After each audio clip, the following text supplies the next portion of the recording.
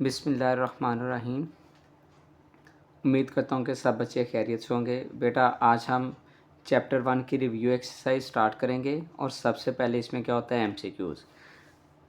Question की statement में क्या है, 4 options are given against each statement, encircle the correct option. First वाला एमसीक्यूज़ क्या है, स्क्वायर रूट 7 इज़। बच्चों 7 जो है वो प्राइम नंबर है और प्राइम नंबर स्क्वायर रूट के अंदर आ जाए तो वो क्या होता है, इरेशनल नंबर। तो फर्स्ट वाले का ऑप्शन सी आ जाएगा। मैं साथ में मार्क भी कर रहा हूँ, फर्स्ट वाले का option C. Second, pi and e are.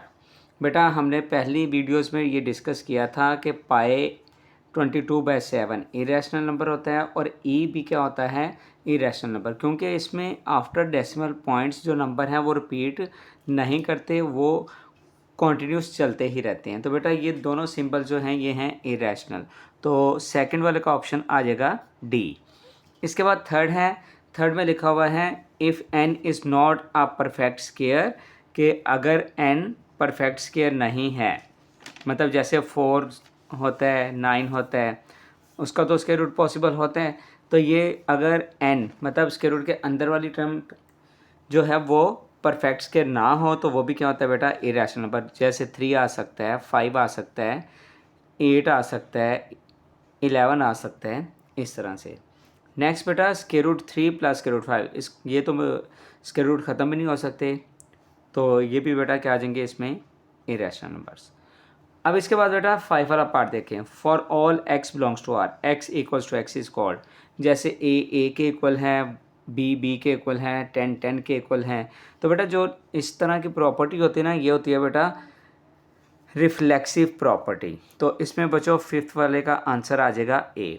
अब 6 वाली प्रॉपर्टी है, 6 वाले में क्या है बेटा, let A B C belongs to R, A is greater than B and B is greater than C, A is greater than C, is called dash property. तो बेटा ये प्रॉपर्टी होती है ट्रांजिटिव प्रॉपर्टी। अब बेटा नेक्स्ट एमसीक्यूज़ देखेंगे हम। अब बेटा इसमें ये सॉल्व करने वाले एमसीक्यूज़ हैं, ये मैं इधर सॉल्व भी करता हूँ। हमारे पास ये आपको क्लियर अगर नज़र आ रहा है, हमारे पास ये हैं 7 वाले एमसीक्यूज़ में क्या लिखा है, 2 power x multiplied 8 power x equals to 64। बेटा 2 की पावर x लिखा, मल्टीप्लाई 8 का होता है 2 का क्यूब, तो 2 की पावर 3x, 64 की फैक्टराइजेशन करें 2 के टेबल पे 32, फिर 2 16 जार, 2 8 जार, 2 4 जार, 2 2 जार और 2 1 जार। बेटा ये हमारे पास आ जाएगा 2 6 टाइम्स, ये हो जाएगा 2 पावर x मल्टीप्लाई 2 की पावर 3x मल्टीप्लाई हो जाएगी पावर्स, बेसिस से हम पावर्स ऐड हो जाएंगी, 2 की power x plus 3x equals to 2 power 6, 2 की पावर 4x इक्वल्स टू 2 की पावर बेटा क्या आ जाएगा 6। अब इसमें देखें कि बेसिस इक्वल हैं तो पावर्स भी इक्वल हैं, हमने फाइंड करना है इसमें x, 4 मल्टीप्लाई हो रहा है इस साइड पे आके क्या हो जाएगा डिवाइड, 2 के टेबल पे कैंसिल करें, 2 2 जार 4, 2 3 जार 6, तो बेटा हमारे पास आंसर आ जाएगा 3/2 और ये बन जाएगा ऑप्शन ए। अब नेक्स्ट देखें, नेक्स्ट में 8 वाले में क्या है, let A B belongs to R and A equals to B and B equals to A. बेटा ए बी के इक्वल है और बी ए के इक्वल, तो ये बेटा सिमेट्री मतलब एक जैसी वैल्यूज़ हैं। नेक्स्ट में है 75 square root plus 27 square root. बेटा इसमें देखें square root 75 plus square root 27, सबसे पहले बेटा आप स्क्वायर रूट 75 कैलकुलेटर से देख लें तो बेटा आपके पास आ जाएगा 5 स्क्वायर रूट 3, और 27 को करेंगे कैलकुलेट तो ये आ जाएगा 3 स्क्वायर रूट 3। इसमें बेटा स्क्वायर रूट 3 वाले नंबर सेम हैं, हमारे पास डिजिट क्या है 5 और 8, इनको प्लस कर लें, 5 प्लस 3 क्या होता है 8, और स्क्वायर रूट वाली टर्म वैसे की वैसे ही रहेगी। तो बेटा इसमें हमारे पास ऑप्शन डी बनेगा 8 स्क्वायर रूट 3। लास्ट वाला जो है 10 वाला, द प्रोडक्ट ऑफ, इसका प्रोडक्ट हमने बताना है क्या है, 3 प्लस स्क्वायर रूट 5 और इसके साथ है 3 माइनस स्क्वायर रूट 5। ये फॉर्मूला बना है a plus B multiply a minus B, ये 10 वाला एमसीक्यूज़ है बेटा, इस पर फॉर्मूला अप्लाई होकर हो जाएगा a square minus B square. 3 का स्क्वायर क्या होता है बेटा 9, माइनस के रूट से स्क्वायर कैंसिल होकर 9 में से 5 माइनस कर दें, क्या आ जाएगा आंसर 4। 4 बेटा आपके पास क्या है, एक रैशनल नंबर है, तो इसका आंसर बेटा क्या हो जाएगा डी। इसके साथ ही बेटा हमारे एमसीक्यूज़ कंप्लीट हो गए। बेटा क्वेश्चन नंबर 2 स्टार्ट करते हैं। इसमें क्या है, if a equals to 3/2, b equals to 5/3 and c equals to 7/5 then verify that. First part है a multiply b plus c equals to A B plus A C. ये बेटा अगर आपको याद हो तो ये है लेफ़्ट डिस्ट्रीब्यूटिव प्रॉपर्टी। इसमें लेफ्ट हैंड साइड हमने लिख ली, a की वैल्यू रिप्लेस की 3/2, b की वैल्यू 5/3 और c की जगह क्या आ जाएगा 7/5। अब बेटा पहले ब्रैकेट वाली टर्म सॉल्व होगी। 3/2 एज इट इज़ लिखा, 3 और 5 दोनों एक दूसरे के नंबर टेबल पे नहीं आते, तो ये इसका क्या आ जाएगा 3 5 ज़ार 15 एलसीएम। जब ऐसी कंडीशन हो तो फिर वैल्यूज़ क्रॉस मल्टीप्लाई हो जाती हैं। 5 5 ज़ार 25, 3 7 ज़ार 21। 3/2 एज इट इज़ लिखा, 25 में 21 प्लस करें 46 डिवाइड बाय 15। अब बेटा इसमें देखें कि हमारे पास वैल्यूज़ कैंसिल हो जाएंगी। 2 जो है वो कैंसिल आउट करेगा 46 को, तो इधर आ जाएगा 23। 3 बेटा कैंसिल आउट करेगा 15 को, तो क्या आ जाएगा 5। न्यूमिनेटर में 23 आ जाएगा और डिनोमिनेटर में क्या आ जाएगा 5। इसको हमने इक्वेशन नंबर 1 का नाम दे दिया। ये लेफ्ट हैंड साइड सॉल्व होगी। अब इसके बाद है बेटा right hand side. Right hand side में क्या है, A B plus A C.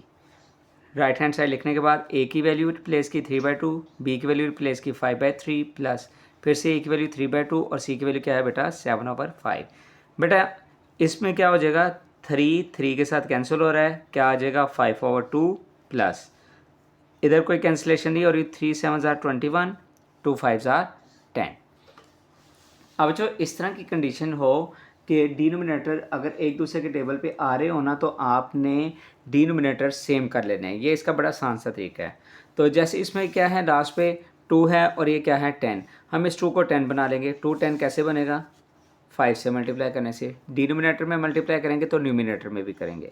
Second term वैसे की वैसे ही लिखी, 5 5 ज़ार 25, 2 5 ज़ार 10 प्लस 21/10। अब डिनोमिनेटर सेम हो गए। अब हमने एलसीएम लिख लेना। कुछ बच्चे यहाँ पे आके फिर से कैंसिलेशन करेंगे, वो तो फिर हम बैक चले जाएंगे। नहीं, आपने क्या करना है बेटा, यहाँ पे एलसीएम करना है, 10 एलसीएम आ जाएगा तो न्यूमिनेटर एज इट इज़ लिखा रहेगा। 25 प्लस 21 क्या हो जाएगा 46 डिवाइडेड बाय 10। अब बेटा ये भी हमारे पास कैंसिलेशन हो रही है 2 के टेबल से। 2 5 ज़ार 10 और 2 23 ज़ार 46, 23/5। बेटा ये देखें, ये लेफ्ट हैंड साइड इक्वेशन 1 और इसको इक्वेशन नंबर 2 का नाम दिया। From equation 1 and 2 left hand side equals to right hand side. अब बेटा हम सेकंड पार्ट इसका सॉल्व करेंगे। ये भी उसी फॉर्म में है, बस इसमें क्या है कि ये राइट डिस्ट्रीब्यूटिव प्रॉपर्टी है। क्या है, a प्लस बी ब्रैकेट के बाहर C equals to A C plus B C. सबसे पहले लेफ्ट हैंड साइड हमने लिखी, उसी तरह से a की वैल्यू 3/2, b की वैल्यू 5/3 और c की वैल्यू क्या थी 7/5। पहले ब्रैकेट सॉल्व करेंगे। 2 और 3 डिफरेंट हैं, ये एक दूसरे के टेबल में नहीं आते। इसका प्रोडक्ट क्या आ जाएगा एलसीएम, 2 3 ज़ार 6। अब क्रॉस मल्टीप्लाई होंगी वैल्यूज, 3 3 ज़ार 9, 2 5 ज़ार 10 मल्टीप्लाई 7/5। 9 में 10 प्लस कर ले 19/6 मल्टीप्लाई 7/5। अब यहाँ पे किसी भी तरह से कैंसिलेशन नहीं होती, तो बेटा 19 को हम मल्टीप्लाई करेंगे 7 के साथ, तो ये आ जाएगा 19 मल्टीप्लाई बाय 7 133 और 6 5 ज़ार क्या होता है बेटा 30। कैंसिलेशन नहीं हो रही। ये equation number 1 left hand side solve हो गई। इसके बाद है right hand side. Right hand side में क्या है, ए सी प्लस बी सी। ए की वैल्यू रिप्लेस की 3/2 मल्टीप्लाई सी की वैल्यू क्या आ जाएगी 7/5 प्लस बी की वैल्यू क्या थी 5/3 मल्टीप्लाई सी की वैल्यू थी 7/5। अब बेटा 3 7 ज़ार क्या हो जाएगा 21, 2 5 ज़ार 10। अब यहाँ पे कैंसिलेशन हो रही है बेटा, 5 5 के साथ क्या हो रहा है कैंसिल हो रहा है। हमारे पास इधर क्या आ जाएगा 7/3। अब बेटा यहाँ पे ना हमारे पास जो डिनोमिनेटर है ना वो एक आ गया 10 और दूसरा आ गया 3। ये दोनों एक दूसरे के टेबल पे नहीं आते, तो इसका डिनोमिनेटर अगर आप सॉल्व करना चाहते हैं, 2 मेथड हैं। एक तो वैसे 30 आ जाएगा एलसीएम, वो बच्चों को थोड़ा सा मुश्किल लगता है, तो इसमें यूँ कर लिया करें बेटा, डिनोमिनेटर सेम करें। 10 को 3 से मल्टीप्लाई कर देंगे और इस 3 को हम 10 से मल्टीप्लाई करेंगे, तो बेटा अपोजिट नंबर से मल्टीप्लाई करने से हमेशा डिनोमिनेटर सेम आएगा। 10 मल्टीप्लाई बाय 3 से मल्टीप्लाई कर रहे हैं तो न्यूमिनेटर को भी 3 से मल्टीप्लाई करेंगे। इधर 3 को 10 से मल्टीप्लाई कर रहे हैं तो न्यूमिनेटर को भी 10 से मल्टीप्लाई करेंगे। ये हो जाएगा 63 divide by 30 plus 70 divide by 30। अब बेटा 30 सेम आ गया डिनोमिनेटर में, ये इसका क्या हो जाएगा एलसीएम। जब सेम हो डिनोमिनेटर तो फिर आपने न्यूमिनेटर एज इट इज़ लिखना होता है। क्या है बेटा आपके पास 63 + 70, तो बेटा ये क्या आ जाएगा 133 डिवाइड बाय 30। ये मज़ीद कैंसलेशन या सॉल्व नहीं हो सकता। ये equation number 2 from equation 1 and 2 left hand side equals to right hand side. अब बेटा क्वेश्चन नंबर 3 सॉल्व करेंगे। क्वेश्चन नंबर 3 की स्टेटमेंट में क्या है, if a equals to 4/3, b equals to 5/2, c equals to 7/4, then verify the associative property of real numbers with respect to addition and multiplication. सबसे पहले बेटा आप लोगों को पता होनी चाहिए कि ये प्रॉपर्टी है क्या। Associative property with respect to addition, ये मैंने इधर मेंशन कर दी है। a + b पहले ब्रैकेट लगाएंगे, देन +c करेंगे। इक्वल के दूसरे पे a को हम ब्रैकेट के बाहर लिखेंगे, फिर प्लस b + c को फिर हम क्या करेंगे ब्रैकेट के अंदर लिखेंगे। ठीक है बेटा, लेफ्ट हैंड साइड इसमें लिखेंगे a + b + c। a की वैल्यू रिप्लेस करें 4/3, b की वैल्यू क्या है आपके पास 5/2, c की वैल्यू क्या है 7/4।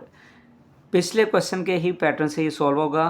इसमें ब्रैकेट के अंदर वैल्यू सॉल्व करें, 3 2 ज़ार 6 एलसीएम, 2 4 ज़ार 8, 3 5 ज़ार 15 और ब्रैकेट के बाहर क्या है 7 + 4। 8 + 15 क्या होता है बेटा 23 डिवाइड बाय 6 + 7/4। अब बच्चों डिनोमिनेटर हम फिर से सेम करना चाह रहे हैं। 6 और 4 हम क्या करेंगे, 6 को 4 से मल्टीप्लाई कर देंगे और 4 को हम किससे मल्टीप्लाई कर देंगे 6 के साथ। डिनोमिनेटर सेम हो जाएगा। जब इस 6 को मल्टीप्लाई करेंगे 4 के साथ तो न्यूमिनेटर में भी 23 है, उसको भी 4 से मल्टीप्लाई करेंगे। इस साइड पे 4 × 6 करेंगे तो न्यूमिनेटर में भी 7 को हम 6 से मल्टीप्लाई करेंगे। 23 को 4 से मल्टीप्लाई करेंगे होता है 92 डिवाइड बाय 24 प्लस 7 6 ज़ार 42, 4 6 ज़ार 24। अब बेटा डिनोमिनेटर जब सेम आ गए तो हमने क्या करना है, डिनोमिनेटर एलसीएम लिख देंगे 24 और न्यूमिनेटर में क्या था 92 + 42। इसको प्लस कर लें बेटा, ये हमारे पास आंसर क्या आ जाएगा 134 डिवाइड बाय 24। बेटा ये 2 के टेबल पे कैंसिल हो जाएगा, 2 12 ज़ार 24 और 134 को करें कैंसिल, 2 3 ज़ार 6 और ये कैरी हो गया 14, 2 7 ज़ार 14, 67 डिवाइड बाय 12। बेटा ये मज़ीद कैंसिलेशन नहीं हो सकती इसकी, तो ये हमारे पास क्या आ जाएगा इक्वेशन नंबर 1। अब इसके बाद राइट हैंड साइड लिखेंगे a + b + c। तो बेटा हमने वैल्यूज़ जैसे पहले रिप्लेस की थी, a की वैल्यू क्या थी 4/3, फिर b की वैल्यू क्या है 5/2 और c की वैल्यू क्या है 7/4। जब हमने वैल्यूज़ लिख ली 4/3 एज इट इज़ रहा, यहाँ पे ब्रैकेट के अंदर 2 और 4 है, 2 4 बन सकता है। जब ऐसी कंडीशन हो तो आप ये सिर्फ एक ही जो वैल्यू है उसी को आप डिनोमिनेटर सेम कर लें।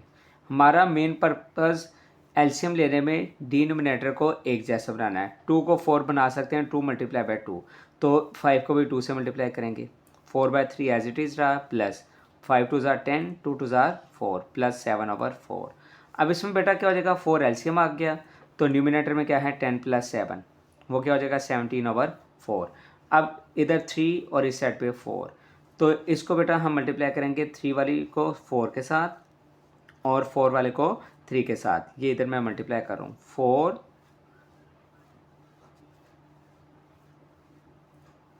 3 × 4 और 4 को भी 4 से प्लस यहाँ पे 4 है तो बेटा इधर आप क्या कर लेंगे 3 से मल्टीप्लाई, तो 17 को भी 3 से मल्टीप्लाई करें। 4 4 ज़ार 16, 3 4 ज़ार 12। ठीक है, अब इसी स्टेप में मैंने एलसीएम भी कर दिया है। 3 4 ज़ार 12 और 4 3 ज़ार 12। डिनोमिनेटर सेम था, न्यूमिनेटर में क्या आ जाएगा 16 + 51। बेटा ये हो जाएगा 67 डिवाइडेड बाय 12। बेटा ये इक्वेशन नंबर 2 आ जाएगी। देख लें आप इक्वेशन नंबर 1 और 2 सेम है, left hand side equals to right hand side. अब बेटा क्वेश्चन नंबर 4 पे चलते हैं। क्वेश्चन नंबर 4 में क्या लिखा है, is 0 a rational number, explain. 0 rational number है तो एक्सप्लेन करें। Yes 0 is a rational number. 0 rational number होता है। कैसे है बेटा, फ्रैक्शन की फॉर्म में लिखना है, हम लिख लेंगे 0/1, 0/2, 0/10 भी लिख सकते हैं। मतलब हमने p/q की फॉर्म में लिखा है। जो डिनोमिनेटर है वो 0 ना हो तो बेटा वो क्या होगा, रैशनल नंबर होगा, इंटीजर्स की फॉर्म में। ठीक है, तो ये इसकी एक्सप्लेनेशन थी। नेक्स्ट क्या है question number 5, state trichotomy property of real numbers. इसमें बेटा क्या है, ट्राइकोटोमी प्रॉपर्टी हमने जस्ट लिख देनी है, for all values A B belongs to R. ये कंपैरिजन होता है टू नंबर्स का, A is greater than B, A बड़ा होगा बी से, या ए और बी दोनों नंबर्स इक्वल हो जाएंगे, ए छोटा हो जाएगा बी से, A is less than B.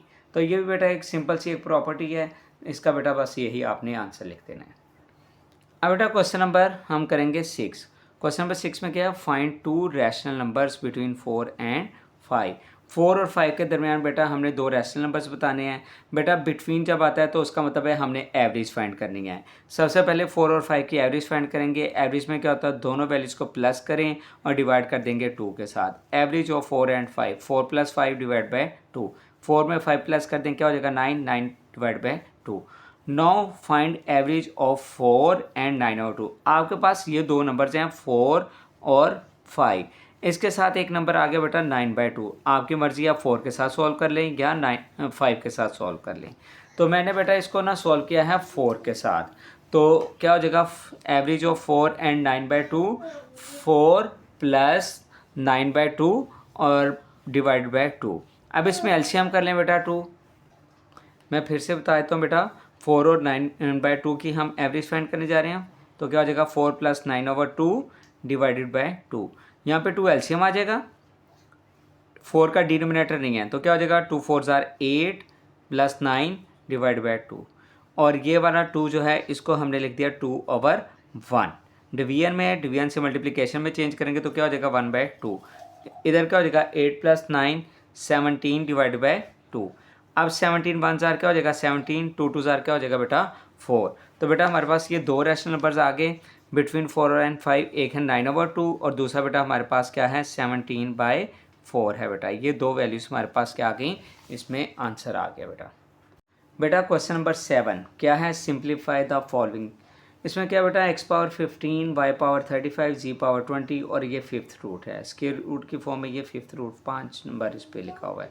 Solution है बेटा इसमें क्या हो जाएगा x⁻15 y⁻35 divide by z⁻20। Different है तीनों वेरिएबल्स और एक एक ही वेरिएबल आ रहा है, तो बेटा हम क्या करेंगे इसमें, इसको एक्सपोनेंशियल फॉर्म में लिख देंगे 1/5। तो बेटा x⁻15 के साथ सेपरेट पावर मल्टीप्लाई, y⁻35 के साथ फिर पावर 1/5, 20 के साथ z⁻20 के साथ भी क्या आ जाएगा 1/5। कैंसलेशन करें, 5 3 = 15, x की पावर 3, 5 7 = 35, तो y की पावर क्या आ जाएगा 7 1 = 7 और 5 4 = 20।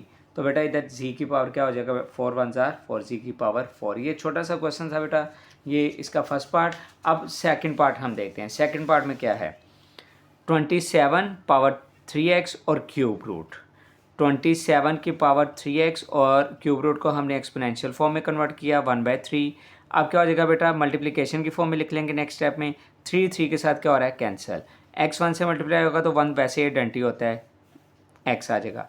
अब अंदर देखें 27 की फैक्टराइजेशन की, 27 में क्या होता है 3 9 = 27, 3 3 = 9 और 3 1 = 3, 3 की पावर 3, 3 का क्यूब होता है 27, 3 की पावर 3 लिखा और साथ में क्या आ जाएगा x मल्टीप्लाई की फॉर्म में लिख दिया बेटा, ये हमारा आंसर।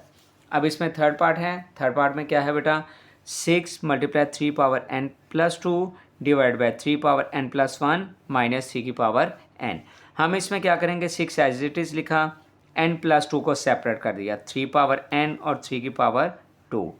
डिनोमिनेटर में भी 3 पावर n और 3 की पावर 1 माइनस 3 पावर क्या हो जाएगा n वैसे का वैसे ही रहा। न्यूमिनेटर में 6, 3 पावर n और 3 का स्क्वायर क्या होता है बेटा 9।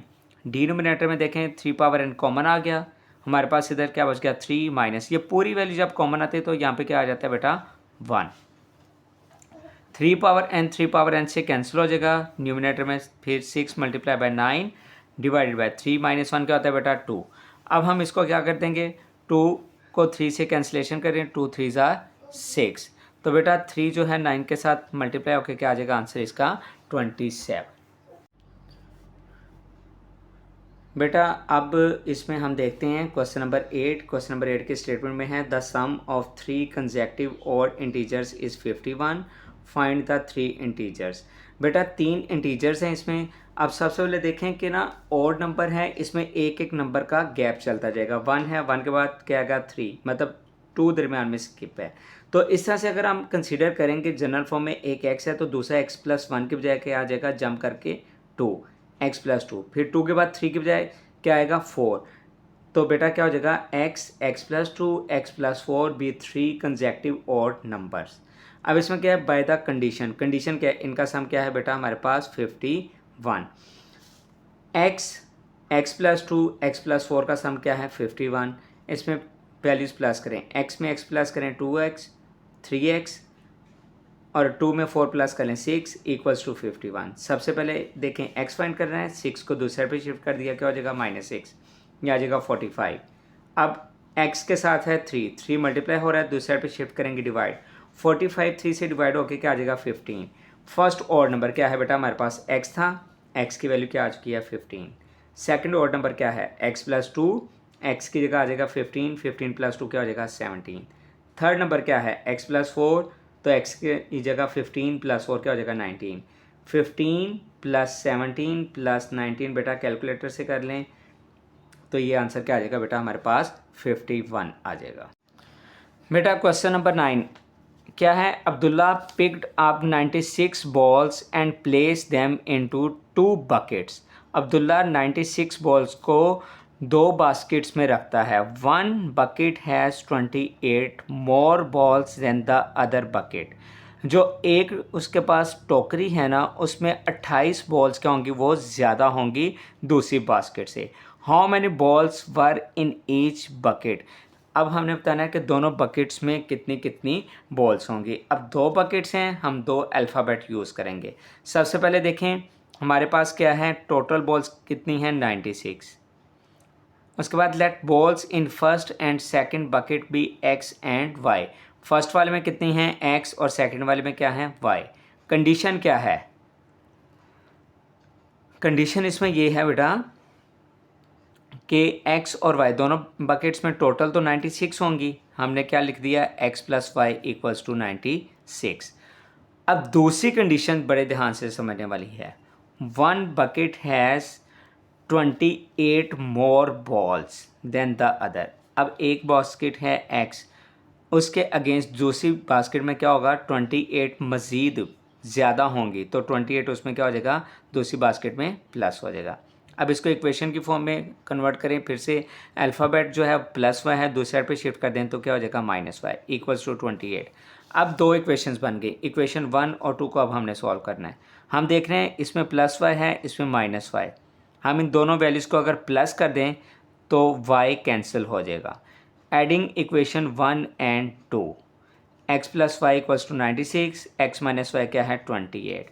बेटा +y -y के साथ कैंसिल हो जाएगा, x में x प्लस कर लें 2x, 96 में 28 प्लस करें तो आ जाता है 124। x फाइंड करने के लिए 2 मल्टीप्लाई हो रहा है, इधर शिफ्ट करेंगे डिवाइड हो जाएगा। बेटा 2 6 ज़ार 12, 2 2 ज़ार 4। हमारे पास जो x की वैल्यू आ गई वो आ गई 62। अब हमने y भी फाइंड करना है, इस वैल्यू को इक्वेशन 1 में भी रिप्लेस कर सकते हैं और 2 में भी कर सकते हैं।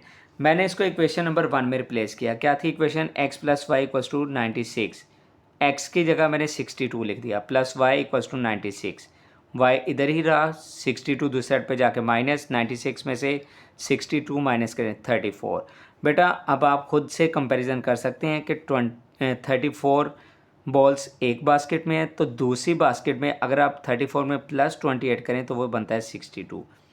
तो इस तरह x जो थी वो हमारी फर्स्ट वाली बास्केट थी, इधर हम लिखेंगे 10 first bucket has 62 balls and second bucket has 34 balls.